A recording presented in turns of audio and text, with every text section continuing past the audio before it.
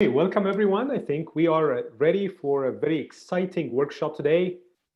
It will take around maybe 6 hours. No, I'm just kidding. It's like 45 minutes to an hour. And we're going to have fun in this workshop. My name is Ser Gataz. I'm the founder of Flawless Inbound, with great honor and pleasure to actually be working closely with Al, Gary, and the Sanders team based of Atlanta, Georgia, and kind of presenting to you guys the biggest thing ever that we need to focus on before year end and starting in the new year. The 5 biggest mistake when you're rolling out a CRM. Al, the floor is all yours.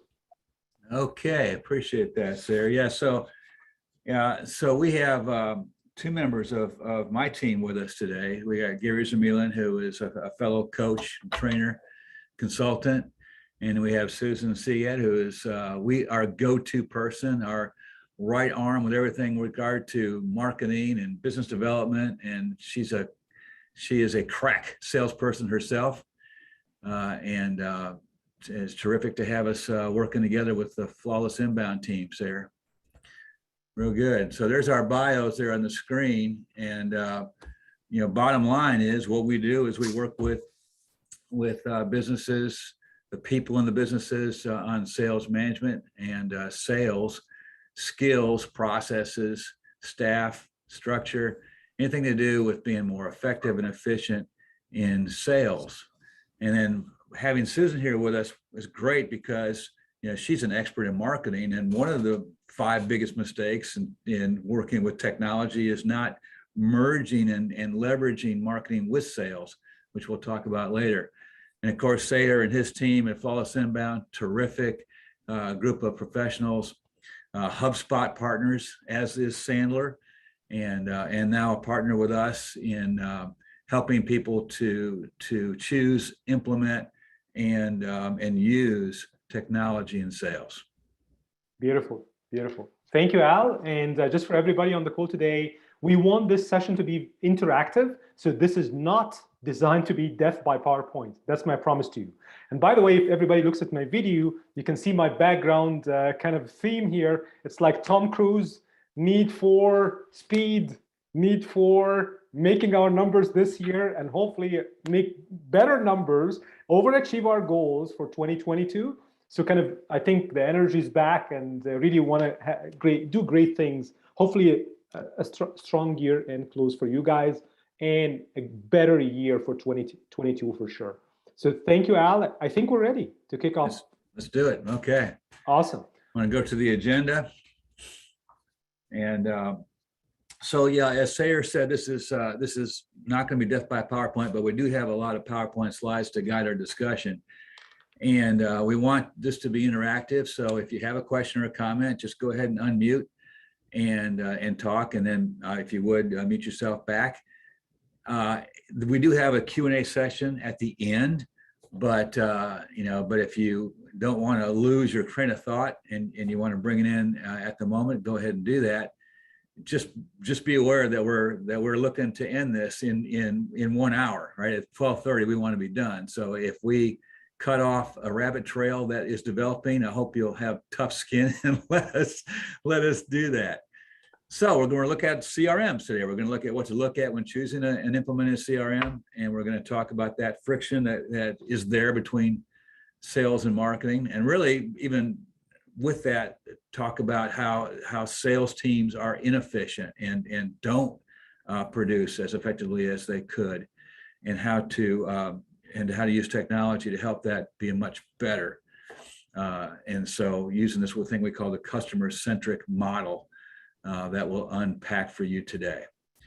Everybody good with that agenda? If you're good, give us 2 thumbs up. If you got your screen on, if you don't, you can use reactions and give us thumbs up, and type in the chat box. Anything that you want to bring up, type it in the chat box there, and we'll monitor that. Gary, why don't you take the lead on the chat box there, kind of monitor what's going on there.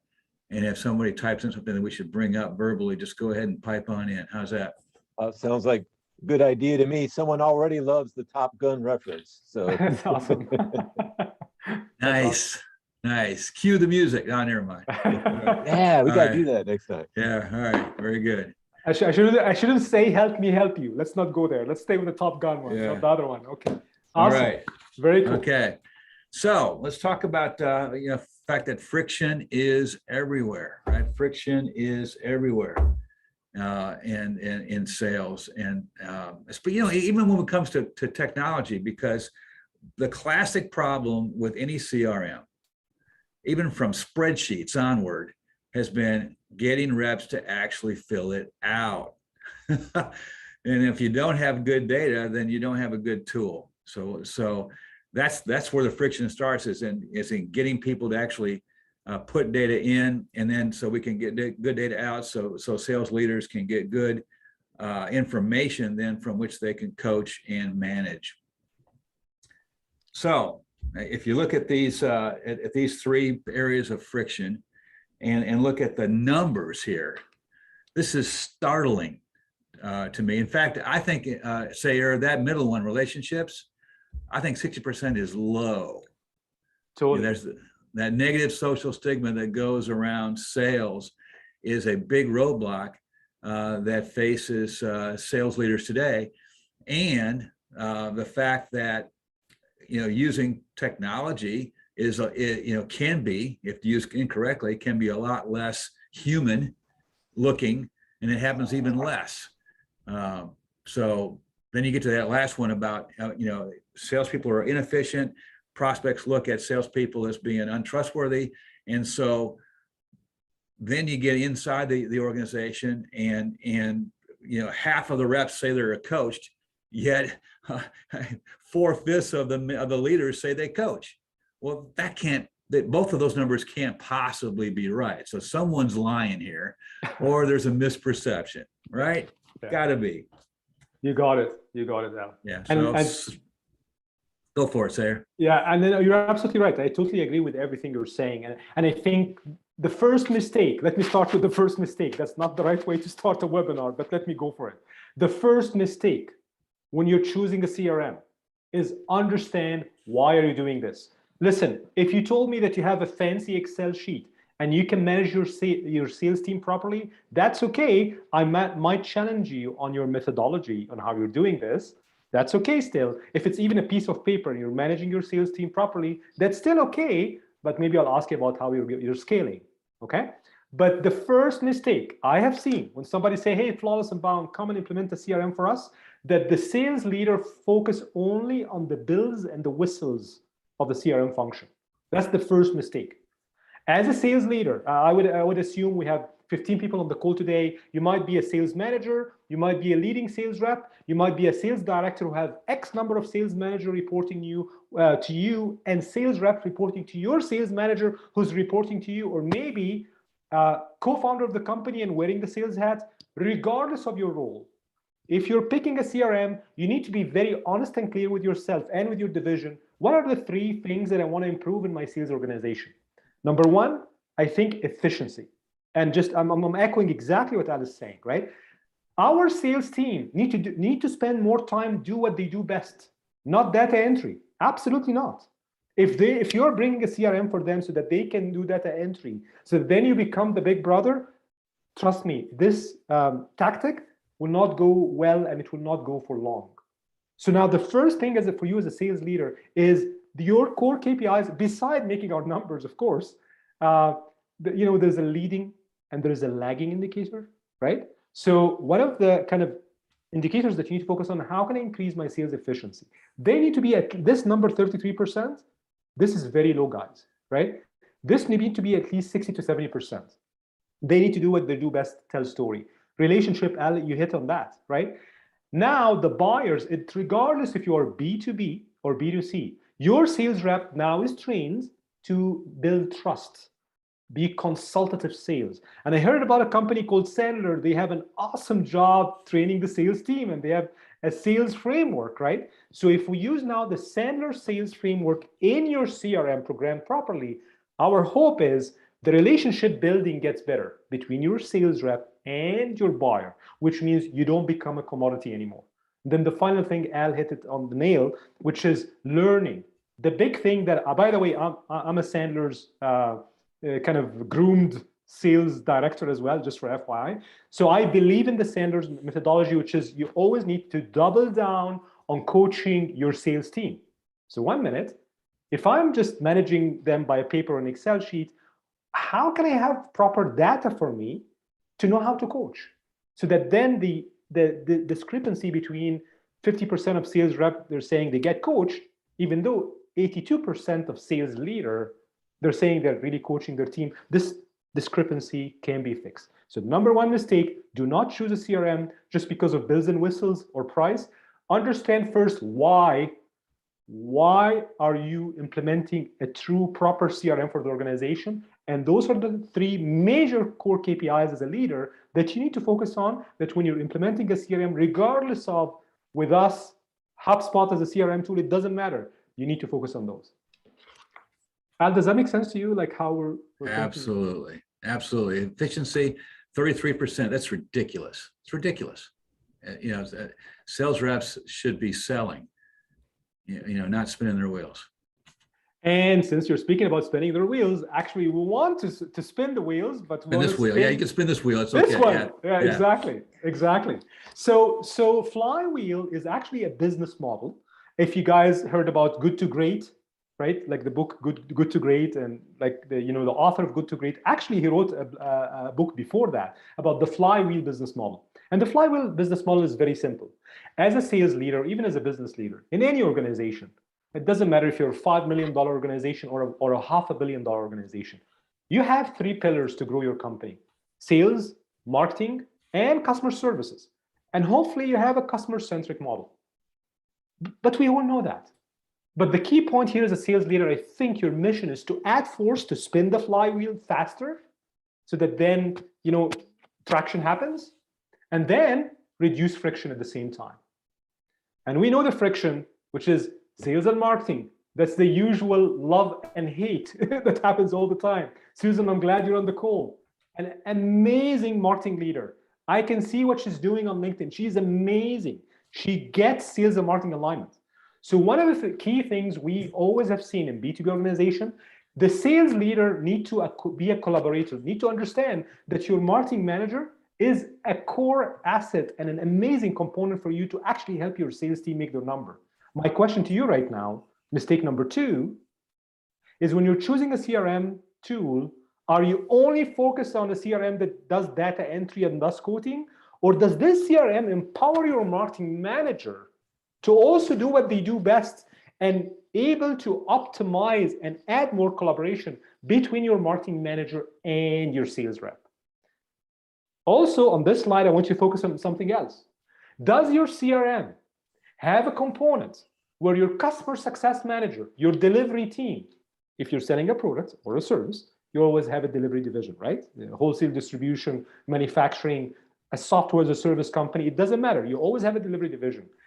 Can the delivery division communicate back to the sales team and the marketing team properly if there's a problem in a delivery or an operation? So that maybe if there's a problem, I don't want the sales rep to go back and upsell and cross-sell in the wrong timing and everything blow off. Or maybe I don't want the marketing manager to send new articles about new enhancement in our products and services while my client is really not happy right now. So do we have the right integration between the three divisions or not? So that's number 2. When you're looking at a CRM, it needs to deliver the promise of integration and collaboration between those three divisions. Al, feedback on that? How do you feel? You know what? Most organizations break down there, don't they? They really do. The left hand doesn't know what the right hand's doing. Yeah. So let's go ahead and Sarah, why don't you talk about this this ABM model and unpack that for us, if you would. Beautiful. And I'll go through this very quickly again. So when we look at a CRM solution, right? Look now at CRM, not just kind of a data collection. Let's say 2022, we're speaking about 2022 now, right? You got marching orders that there's the 100 must-win accounts. Your sales rep need to call out, you call them, call the decision makers, start maybe sending them articles, case study, things like that. So ABM, account-based marketing, this is actually one of the programs, not campaigns, not project, it's a program. You know what's the difference? It's continuous. right? It's a program that actually, if you have the right CRM, you can actually have your marketing team and your sales team collaborate together on going in and attracting the 100 must-win accounts. We speak about ICP, ideal customer profile. Who's your ideal customer profile? Who's the decision maker in this ideal customer profile? And you see with this ABM model, really what's happening is that it's not like the traditional inbound marketing or marketing. Actually, you flip the funnel. You start with, those are the accounts I want to win. Here's the reason why.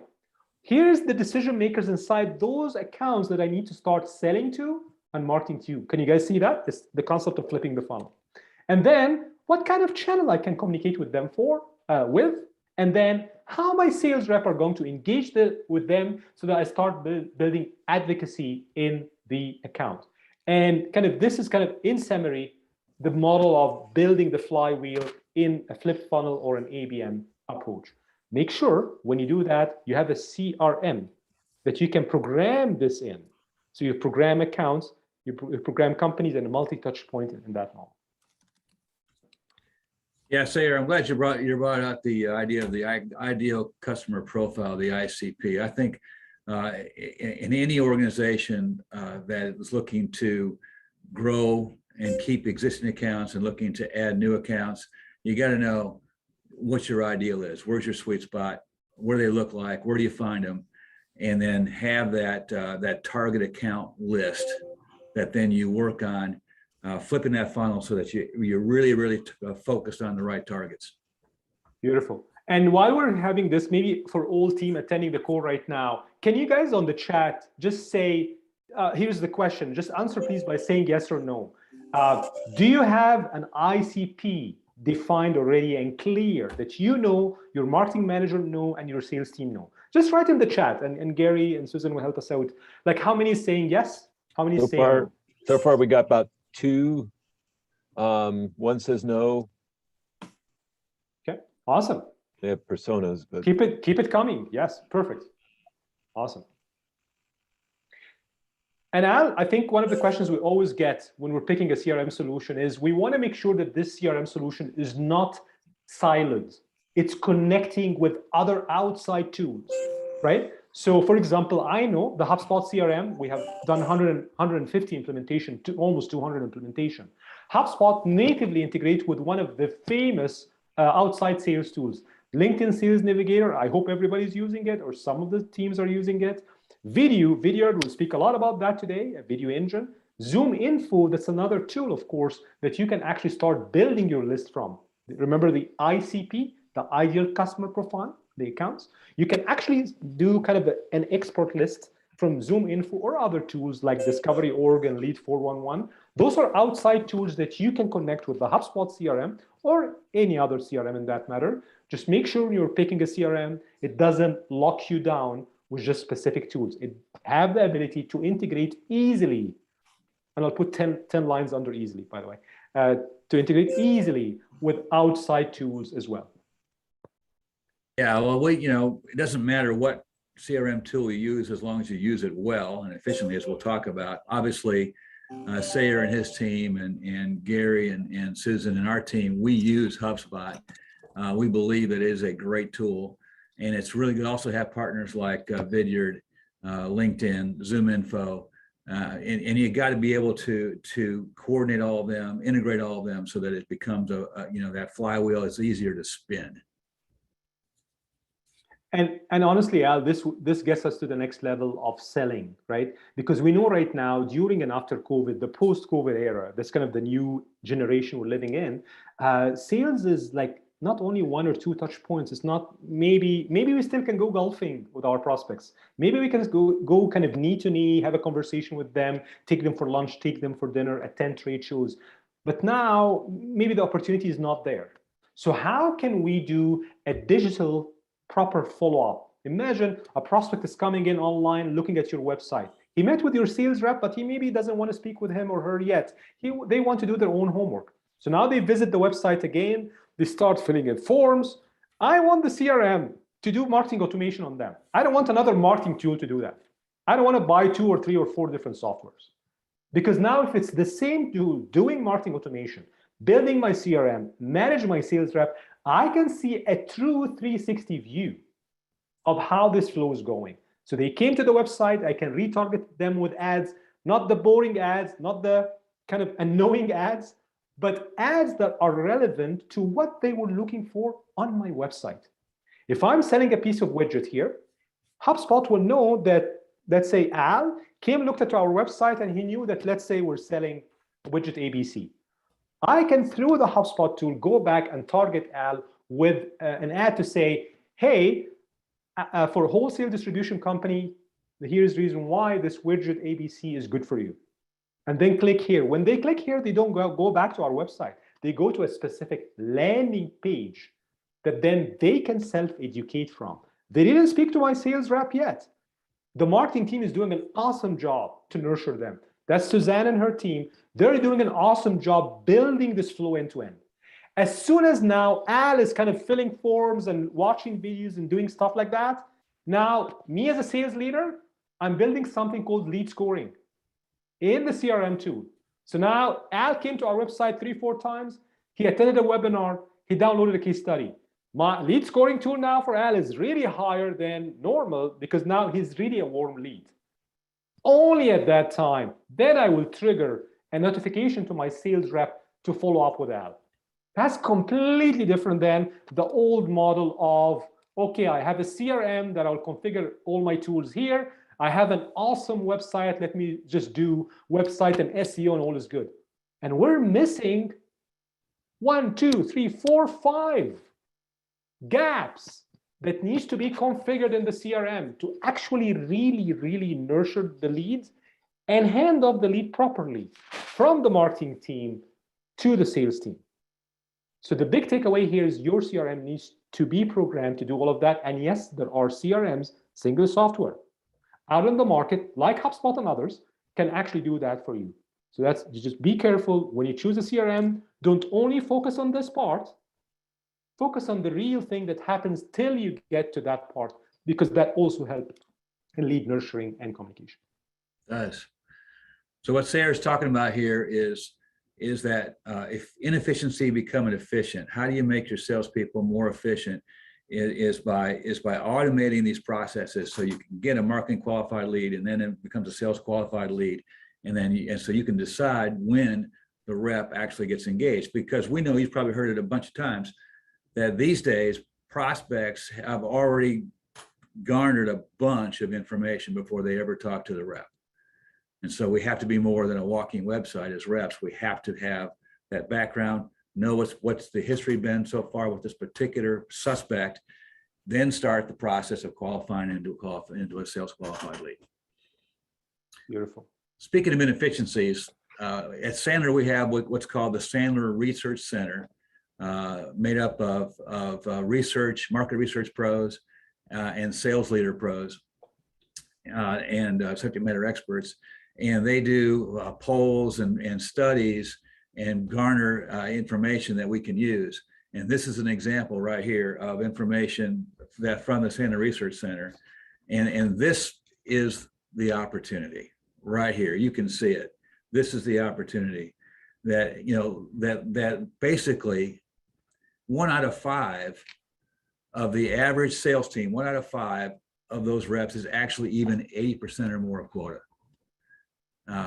And I think that is a sales leader issue, Sayer. I don't think that's a salesperson issue. I think they're hiring the wrong people. They're not equipping their people, and they don't have technology uses in very good shape. So this is an opportunity. We can make this much better. Absolutely. Sorry, go ahead, Al. No, go ahead. And I think you're absolutely right. And I think this is where maybe as a sales leader, your mission is to recruit, hire, coach, manage, hopefully achieve and overachieve quota, and sometimes, unfortunately, exit sales rep who maybe doesn't match the organization. So you need a tool to help you measure and monitor all of that. Right. Very good. And speaking of tools, if you look at sales as battle, hand-to-hand combat, you've got the salespeople out there trying to win deals, and in the old days, which I used to be a part of because I'm old, the sales tools we had was basically a brochure and a notebook, in a briefcase. But nowadays, with the technology that's available to us, it's a much more technology focused game. Better tools, better skills, and if we use them well, we can be much more effective if we use them well. So think about some of these advanced tools that are available to sales teams and sales leaders now. And again, Sandler Research Center studies are showing that really only about 1 in 5 organizations believe they are more than just somewhat effective in integrating technology like artificial intelligence, robotics, analytics, and others that Sayer's going to talk more about here in a little bit. So again, this is an opportunity that faces us. And maybe you personally here on this webinar, maybe you feel like you're in that 7% on the far right there, or at least in the 14% next to that. But chances are most of us are left of there. So let's figure out how to do it better. Awesome. So let's start with quick tools and quick functions that maybe you should expect from a CRM that can hopefully help give back your sales rep more time. The first one is a basic thing, a meeting link tool. How about if my CRM actually had the meeting link tool so that when my sales rep is, let's say now a sales rep is following up with Al because we noticed that maybe Al was looking at our website because he needs to implement a CRM solution, right? So John is my sales rep, he's following up with Al, say, Al, hey, listen, I noticed you download our ebooks and stuff like that. I'm sure you have a lot of questions for us. And I know you're busy. You know what? If you like to chat, here's my calendar link. Only 15 minutes chat. Look for a time that works for you. This is a basic tool hopefully in any CRM. I know it's in HubSpot, and it connects with your Office 365 calendar or even Gmail. It checks the calendar time zone of your prospect and you, and they can easily click, book a meeting, done. Gone are the days of I'm calling the client, is not replying, or 500 emails back and forth till I book 15 minutes with Al, which I wasted half a day, but I have 50 other prospects that I want to work on. So that's kind of one basic tool I think that should be in any CRM. The other thing is, I want the sales rep to do what they do best. Let them connect with more prospects. Let them tell the story. Let them consult. Let them ask the why 3 or more times so they truly understand the root cause. Let them sit beside the prospect to help them articulate the solution. So the way for them to do that is that we want the buyer to go through an awareness and education buyer journey, and hopefully with the CRM that can educate the buyer on each and every step in the journey, which I think, Al, you guys at Sandler, you did some kind of also analysis on that. We did. And again, Sandler Research Center analysis, this is an opportunity, right? This is an opportunity. Ask yourself, when you're talking about, and this says business development strategy, but really any kind of go-to-market strategy, are you integrating sales and marketing? Is it happening? Or are they two silos in your organization that are operating independently, maybe even with friction between them? And if that's going on, we've got to fix that. Got to stop that. Absolutely. So if you have an awesome director of marketing like Susan, working with an awesome, let's say, VP of sales like Gary, and so Gary is running his sales team, Susan is running her marketing team. Gary and Susan actually are meeting, let's say, once a week. Both of them on that level, meeting once a week to qualify how many leads came from marketing. Are they truly qualified or not? All those kind of things. Gone are the days of pointing finger. This is not a qualified lead. No. Your sales team were not able to close it. It was a qualified lead. Gone are those days. Gone are the days of Excel sheet, cross-reference to see who attended what, how, then. I can have a basic CRM. I know HubSpot can do that. We implemented 500 million times. A basic CRM, if somebody's attending an event, they sign up on Zoom, on LinkedIn, this links all goes directly into your CRM. We don't qualify them yet. And then each and every time they come back, now they become qualified. So then the meeting between Gary and Susan is simply, hey, Susan, thank you. I already have seen that in my CRM, there were 20 people that signed up for. And I can see also in my lead scoring and programming, out of those 20, there are 6 really qualified. So thank you for bringing in 6 qualified leads from your marketing team to my sales team. Susan will say, awesome, thank you, Gary. And by the way, my mission next month is to increase the 6 MQLs and increase them by 10%. That's an awesome meeting. There's no pointing fingers. There's nothing happening because the CRM now is really kind of automatically reporting on everything that's going on and giving Susan as the marketing director and Gary as a sales director the ability for them to go back to their divisions and enhance their KPIs. I know this is utopia. I totally get it. And I know some of you guys almost fell off your chair when I was telling the story. I totally get that too. But when you implement a proper CRM solution and really connect the dots properly, that should be the outcome for you in 2022, hopefully and beyond. Al, I think there's another statistics here. Yeah, but before we get that, I think there's an item in the chat box, Gary, isn't there not? Yes, there is. This is from Seth. He says, how do you build the trust for people to use the link? I literally have people replying to my email with dates. Okay, I got it. So I have an answer to that. And the answer can be as simple as a video message. So imagine if you add a video message in the hyperlink, say, hey, Al, listen, I know you're busy, okay? Listen, I'm sending you a link below. All you need to do, don't worry, it's a secured link. All you need to do is simply click on a time that works for you, instead of me and you kind of, bouncing emails back and forth. So a video message, you're trying to be as authentic and also respecting their time. And you're actually explaining why you're sending them a meeting link versus.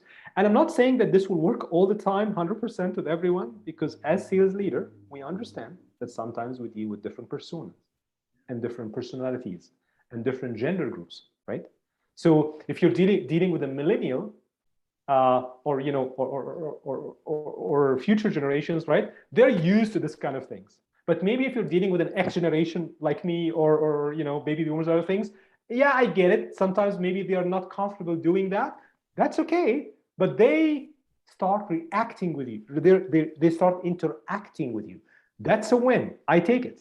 I'll take it as a win, right? And then I can follow up with other things. Yeah. That's my opinion on this, Al. I'm not sure. Yeah, that's good stuff. That said, you answered it perfectly for him. Yeah. And actually, that's a really good segue into this chart here that's on the screen now, because if you look at, social selling, social media these days, more important in terms of business development methods that people are using. And people that use it well will tell you that what they don't want to do is do what I call the old connect and pounce. Where like on LinkedIn, you offer a connection request and someone accepts it and immediately pitch them. Let's not do the connect and pounce. Let's just not do that.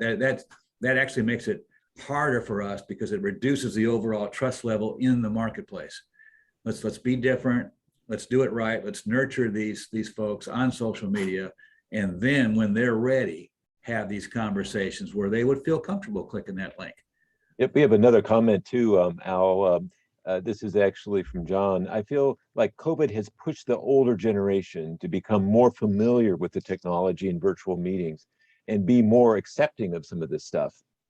Yeah, I think he's right. I think he's absolutely right, John. That's good insight because, the thing, and I believe personally, in fact, that COVID has actually shortened sales cycles for a lot of sales professionals, because you can have 3 or 4 meetings a week with a prospect now, where if you used to be, if you were traveling to them, you could only have maybe 1 meeting a week. And so you can actually get more done in the space of less time, I think, if you do it right.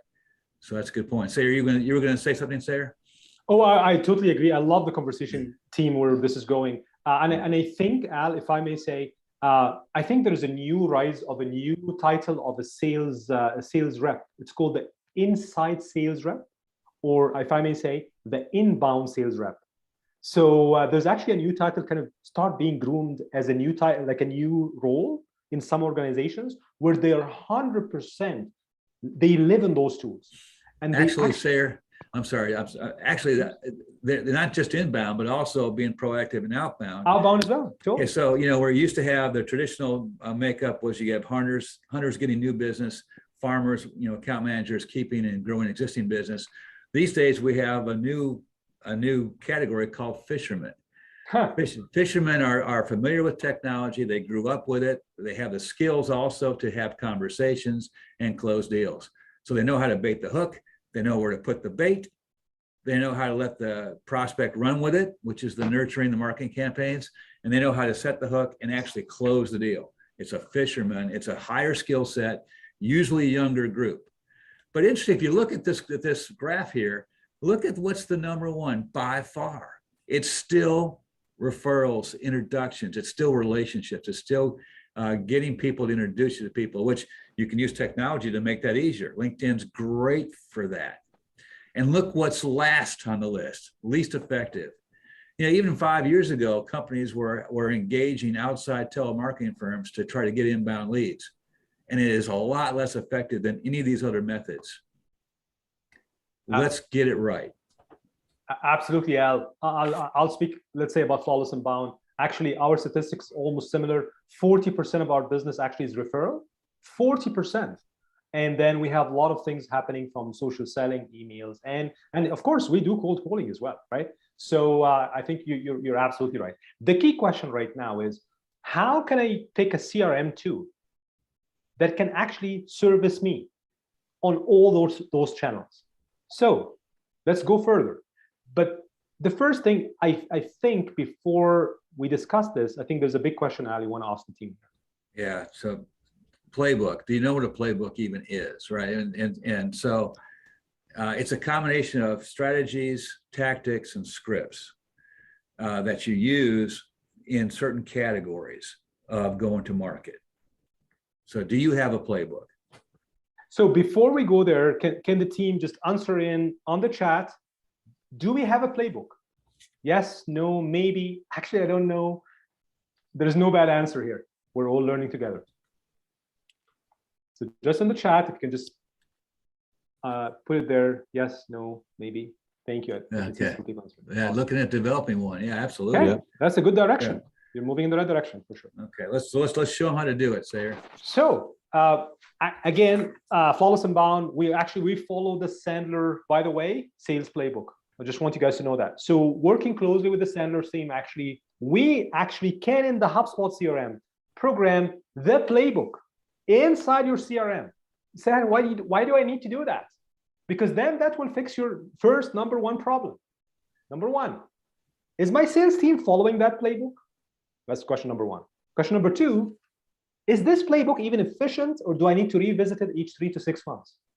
Question number three, what's the ROI on me investing my time to focus on building a playbook, and can this truly help me make and hopefully exceed my number for 2022? So I believe if you have a CRM where the playbooks are very clear, by the way, this is a snapshot of one of our implementation.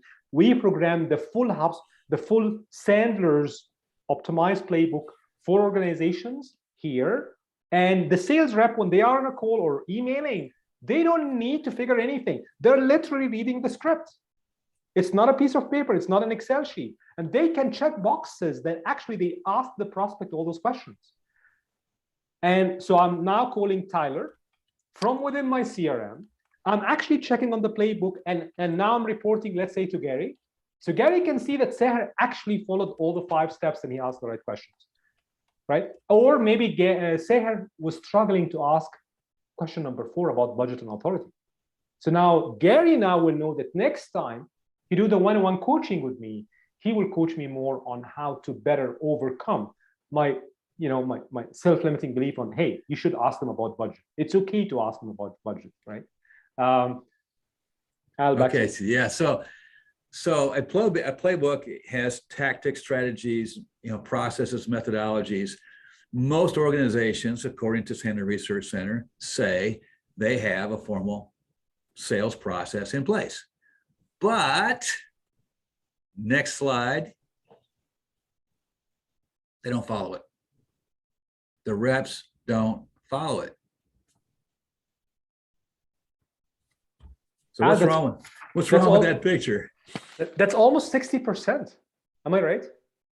That's almost 60%. What is 60%? So 60, yeah, and I even wonder if it's actually even higher, because I think the 40% that say they do follow the sales process might be blowing a little smoke now and then. Yeah.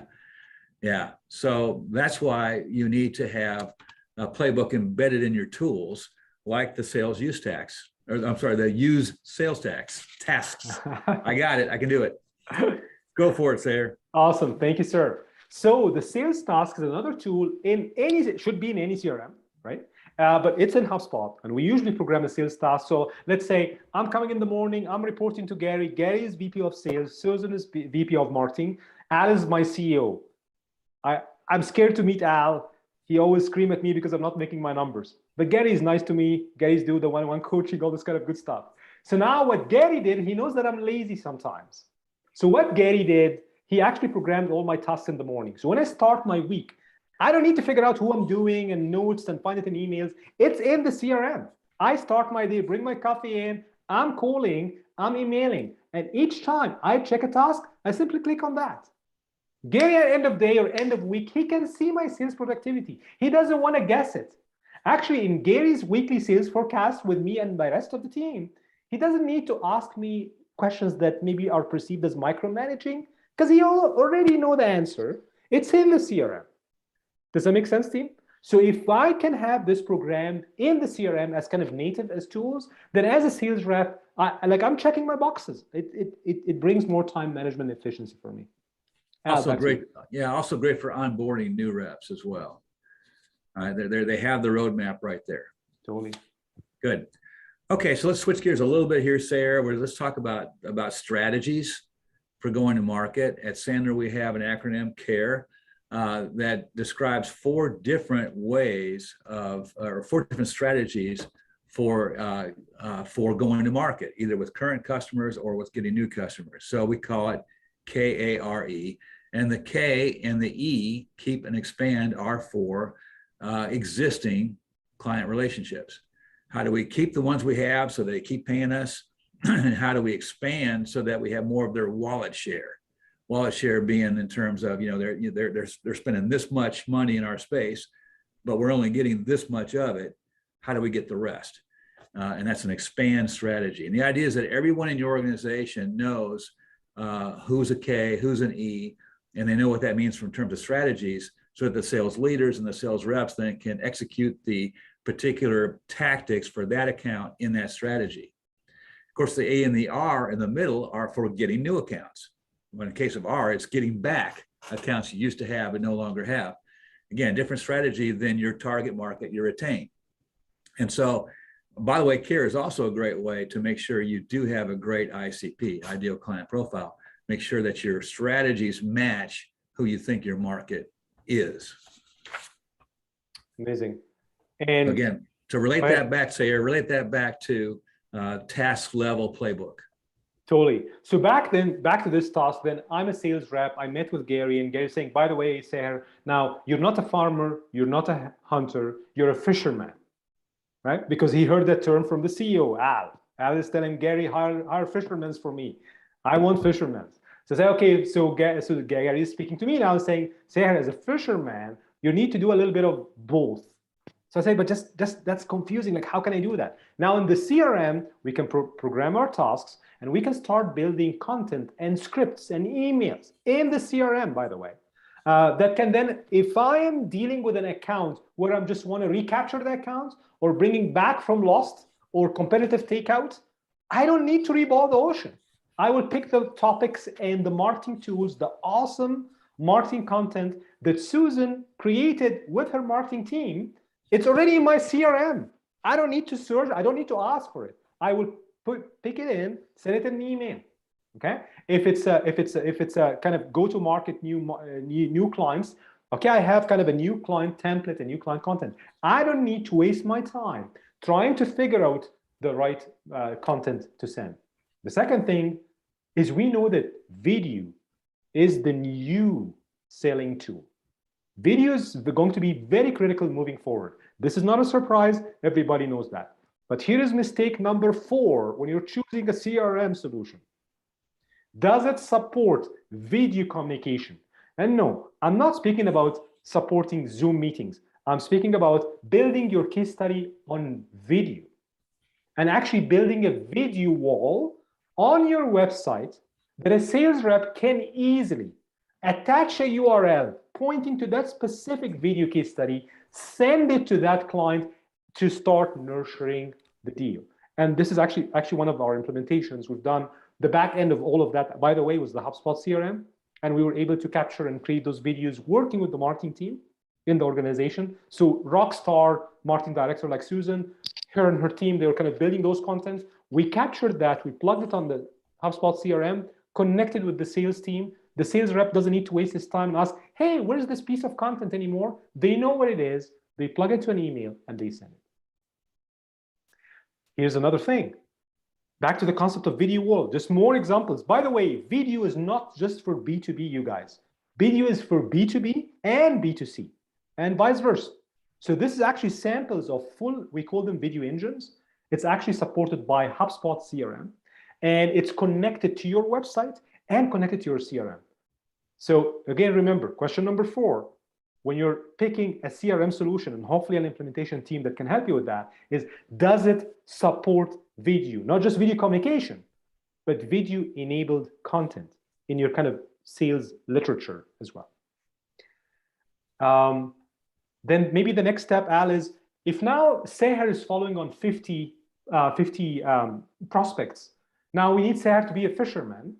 But as a fisherman, you will have different techniques, right? First you bait, you switch, you pull the fish out, you do a lot of things, right? Now Seher is not that smart, right? Gary's trying to make Seher smart, but hey, I have my own, limitation, my own gifts. So how about if we have a CRM that it can actually build the business logic? So if Seher now, I have a new lead coming in, I will simply put them in a workflow or in a template follow-up email. But we all get worried usually about templated email that maybe it's not personalized. It will be appearing as robotic. So in HubSpot, there is a way to build a workflow that have an AI engine so that it can stop the email at a certain time if the client is not opening those emails. So back to what Al was saying in the beginning of the session, do you use robotics, AI, machine learning, chatbots? And yes, usually now almost all CRMs does that. I know that HubSpot can do that. We have implemented before, so we know it's included in the system. But when you're searching for a CRM, please make sure not only to ask the question, because all vendors will tell you, yes, they can. Make sure there's a partner with you that can actually show you that it's working. And ask them the hard question. Each and every time I'm trying to build a new logic in my CRM, do I need to hire a developer and put him on my payroll, or can I do this myself? Good CRMs say, just get an implementation partner, install it first time, you have the key, you run it by yourself. Traditional CRMs say, oh, we can customize everything for you, but just make sure you budget for a developer all the time if you want to customize something. Again, this back to the ROI story. So back here, make sure you build your business logic in your CRM. Hopefully that can be easily for your sales rep to follow. As you can see here, this again, snippets of HubSpot. I know the sender team, you guys are using this inside your organization. So this is more of, okay, this lead came in here. Can you guys see that? It's a sales qualified lead. Then if it's a sales qualified lead, here is the 2 or 3 tasks that I need to do. Maybe I need to remind Seher to follow up. Maybe if this lead came back on the website, Seher will get a notification on his mobile device, even though Seher is outside right now dining with another lead he's trying to close. So now Seher can be productively multitasking and hopefully moving deals forward as well. Here's another thing specific for, I think, manufacturing, wholesale distribution. That was another case study. We kind of build the whole CRM and the content. Everything actually was built. Even the front end of the website, by the way, was built on the HubSpot CRM. So maybe another question is, can the HubSpot CRM I'm using, can I build websites on it? Here is the beauty why you want a CRM that can build websites on the front end of the CRM. If your CRM now is listening to everything that's happening on your website, there is no pointing fingers again between Susan and Gary.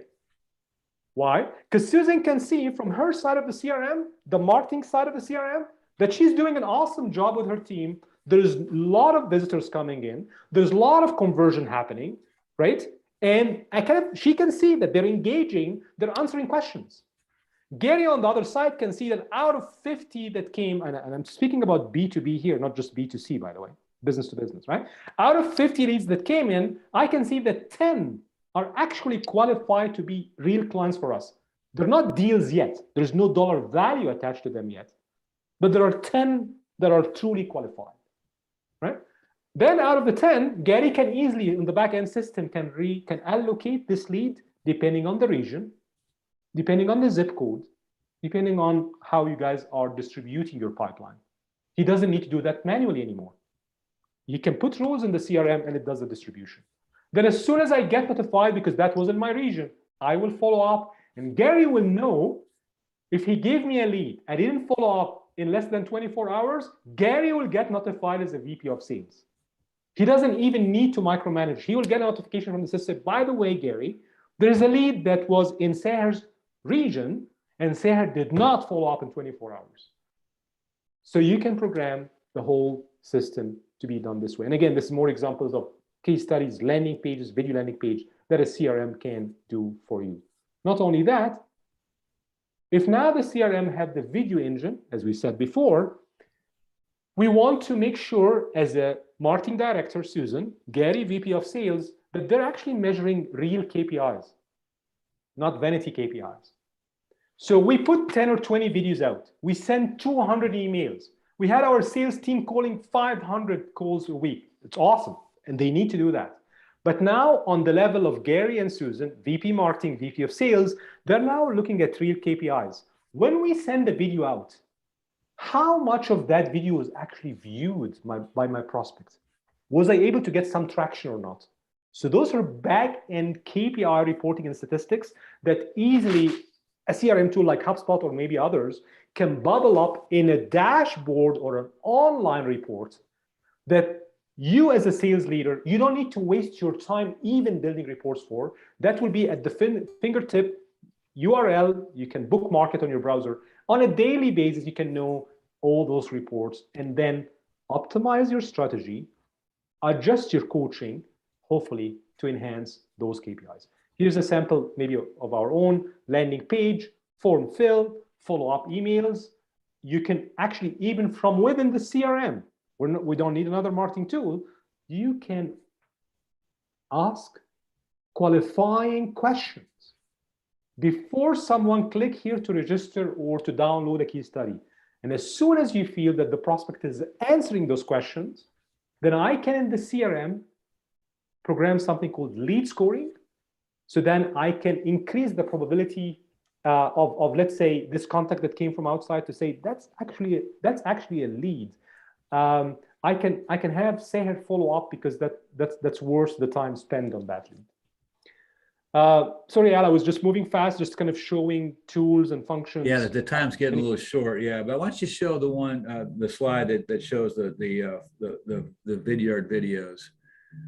Absolutely. Like so yeah, here you go. This one here. That's the right? one. Yeah. So again, empowering your sales rep to do more instead of them even writing emails and things like that. It can be as you can actually generate video email like this. Some of your sales rep, again, millennials, they love to be on video. They want to speak about themselves. They want to change the word. They love a cause and they believe in your products and services. So you find usually millennial salespeople, they want to speak. They want to say things. Maybe they're shy from face to face. So for this kind of generation of sales rep, they would love a tool like this. They will feel empowered. You can actually record videos. They can record videos. They can send those videos through email, through the HubSpot CRM, or the HubSpot CRM can connect with your LinkedIn. So the message on LinkedIn can be video enabled. Yes. Now the HubSpot CRM can know exactly who opened. So those are samples of things. Go ahead. And Vidyard has all kinds of stats that show that video increases engagement by a bunch. So, and this is where Flawless Inbound can really bring value to people that are implementing a CRM like HubSpot, because if you show the snippets and templates slide, if you would, yeah, that one there. This is harder to do on your own. You got a partner like Flawless Inbound does a great job of this. You can get your CRM set up to really be effective and efficient in helping your sales reps close deals. Awesome. So that's my closing slide, Al. Yeah, the EAT. Yeah, let's talk about the EAT framework, the EAT. Yeah, because I think this is almost before lunch for you guys. Am I right? Hey, yeah, let's look. We're all pretty hungry over here. Okay, so, okay. Let's speak about eating now, right? Yeah, get some Uber Eats coming in here. Yeah.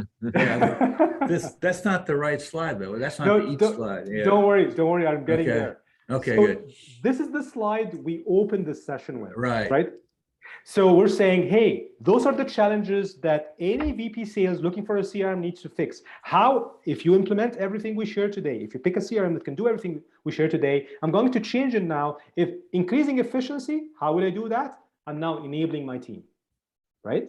So now with the tool I have, I know I can enable my team to do more with less. They don't need to write the emails from scratch. They don't need to remember their tasks. They have the playbooks in front of them. Align. Now, the sales team now are realigned to follow the buyer's journey properly. They're not forcing them. But then alignment also is between sales and marketing. So now Susan and Gary, they don't need to arm wrestle each week. Who wrote the deal? Was it qualified or not? But most importantly, coaching. You as a sales leader now, if you have the right CRM in place, you can actually transform the culture of your sales organization because now your CRM is truly enabling you and them. It's not just for you to check and see if they're doing their job or not. It's truly enabling you so that when you have your one-on-one with your sales rep, you know maybe where they're struggling or maybe where they are rock stars. So you don't need to guess anymore. You don't need only to rely on your gut feeling. Now there is data, statistics, and data mining in the CRM that can help you that. So that's called the EAT framework for you guys. Yeah, and when Gary and I are talking to CEOs and VPs of sales, and we're talking about the skills of their people and the processes they're using, and we ask the question, what does your CRM look like?